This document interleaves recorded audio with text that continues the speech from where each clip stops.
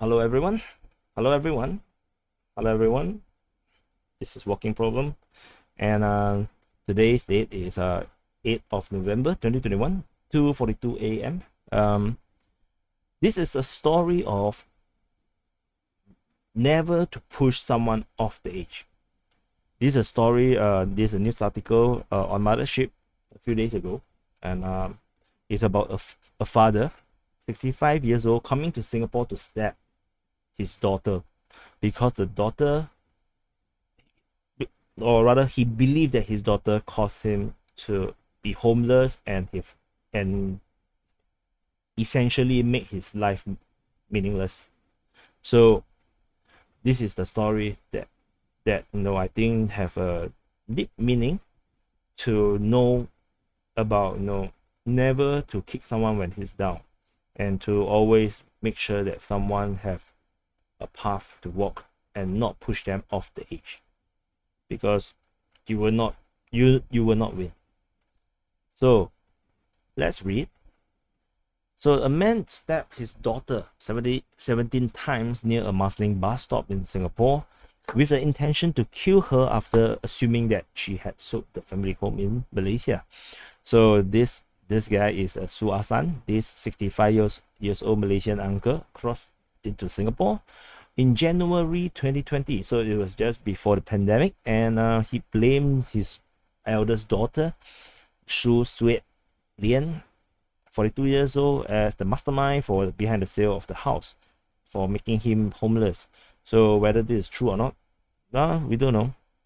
So ultimately, he pleaded guilty for one count of attempted murder and possession of offensive weapon in public.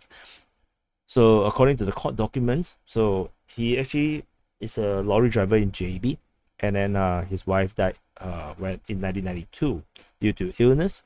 He has three daughters and two sons, and the victim is one of the daughter. And however, he have a very distant relationship. His relationship with the children is not good, and it was further strained over the ownership of a house in Taman Perling, Johor Bahru.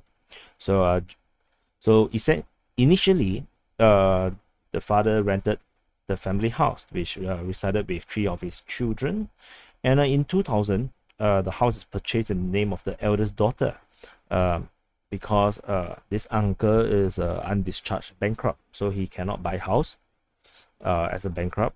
Same laws in Singapore, and the eldest son is below 21 years old. So below 21 years old, I think in Malaysia maybe cannot buy house.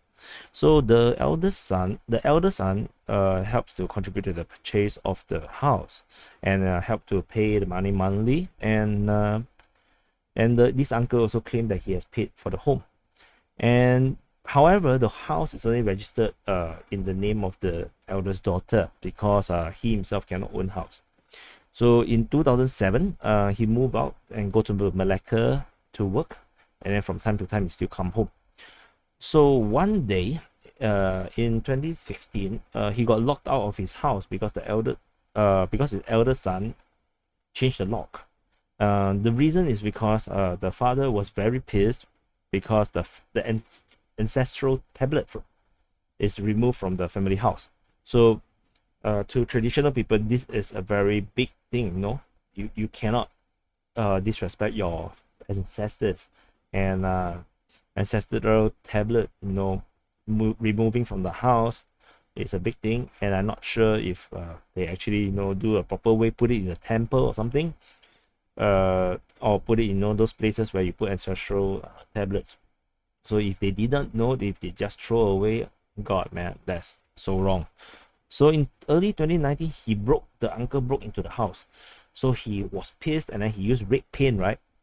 And wrote on the wall and mirror that the children are unfilial and he intend to kill them. So the elder son arranged to meet the uncle to talk about the house, but he did not turn up. So this one I'm not too sure. It doesn't feel right. I'm quite sure that the father would, if he know, because that's the whole point, right? To sort out the house. He wanted the house. So in March, this is early 2019. So basically, this happened in January or February, and in March, the children decided to refurbish the house and sell it to avoid problems with the father. But the father, was very upset, when he saw the house is refurbished, and then he assumed that it has been sold. So, because of that, he blamed that the key instigator of the whole thing is the eldest daughter, and then he also, angry that she did not give him any living expenses. So from June, he started, thinking of killing the eldest daughter as a revenge, and then he planned to suicide after jumping off HDB from where she stayed. Please do not do this jumping off HDB thing. Hundreds of people living in the same block. Don't make it awkward. Please don't. And the eldest daughter is a PR in Singapore, so live in Marsiling Lane with the husband. So then comes the tipping point where he cannot take it anymore. The uncle's girlfriend asked him to move out of the house. He basically kicked him out. Maybe they broke up, and then he got no place to stay. So he decided to carry out his plan and kill the eldest daughter. So this was January 16, and the very next day, at 3:56 a.m., early in the morning, he entered Singapore on his motorcycle. He rode to where the victim stayed and parked at the car park and wait for her to go to work. So at 5 a.m., he saw the victim, walking alone to the bus stop, and he uttered in Cantonese, "You harm me very miserably." In Chinese, probably, 你害我害得很惨. So, and then he stabbed the shoulder, upper chest, shoulder blade, back with a knife 10 cm, and it's a serrated blade. So, he wanted to stab the neck with the intention to kill, but she managed to block, and then the uncle ran away in the opposite direction towards his motorcycle after he sensed someone is coming. The daughter apparently still can walk, and then able to run across the road to shout for help to a grass patch where the passerby saw her, and they called an ambulance. So this uncle, when he exit the car park on his motorcycle, he saw that the eldest daughter is still not dead and someone is actually helping her. And then he got off the motorcycle and then he ran towards the ABC. No, that's not Cantonese. And then I will die. So he then stabbed the victim again. God. And then with the same knife on the chest, upper arm, and abdomen. So it was only until he saw blood coming out from the daughter's mouth, then he rode off on his motorcycle.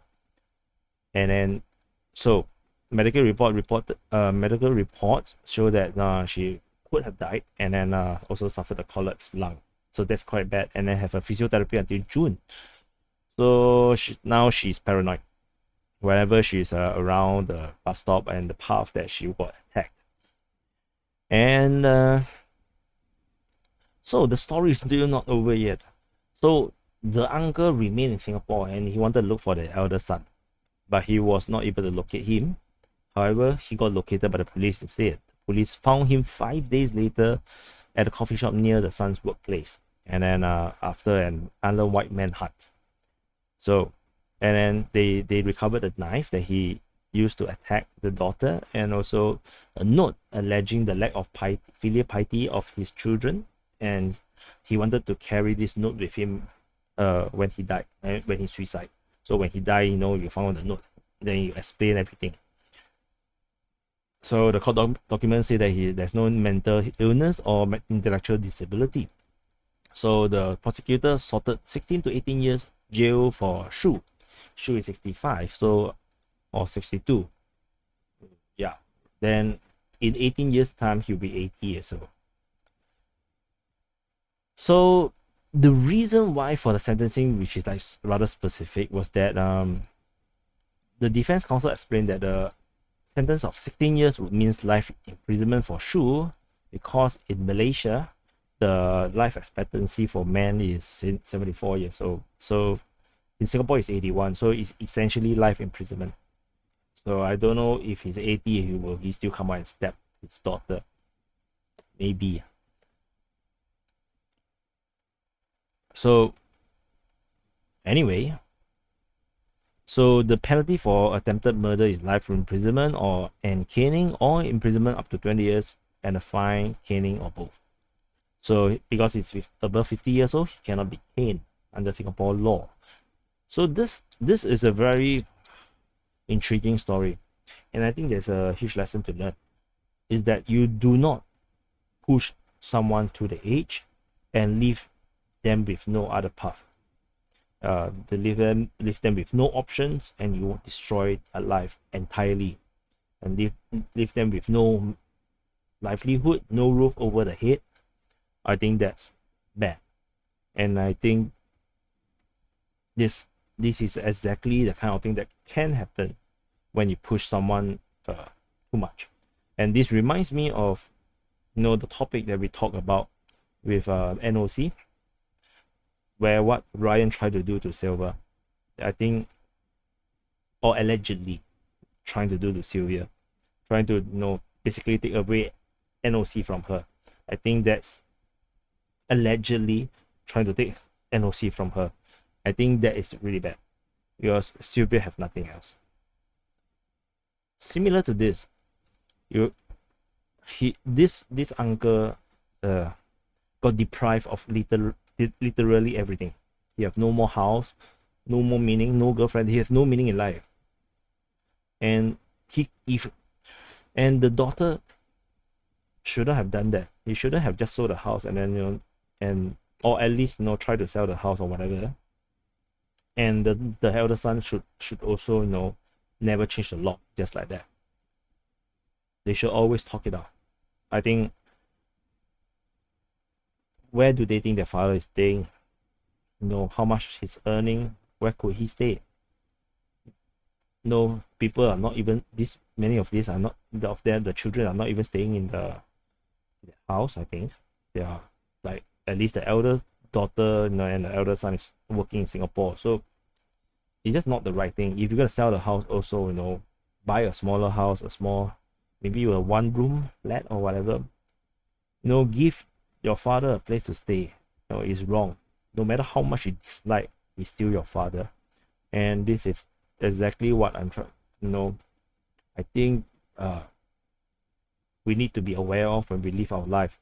This is, of course, a bit extreme, talking about like leaving someone totally homeless. But in everything we do, be it in the business dealings, fighting within our relationships between our boyfriend, girlfriends, or husband and wife, or it could be business related, friendship, it can be anything, or even family dispute. Always remember to give them a path to retreat from, to escape, or to move on. Never leave them with no path to utterly destroy their life. I think that's wrong, and I think that will come back to haunt you in ways that you cannot imagine. When someone have no more meaning to live, killing you seems like a very good reason to live. So that's the video for today. I think this is something that I wanted to do a few days ago. I was busy, so hope you can subscribe and like. Hopefully we can talk more interesting things that we can learn from, and have some better life philosophy that we can help us to guide our life better. And see you next time.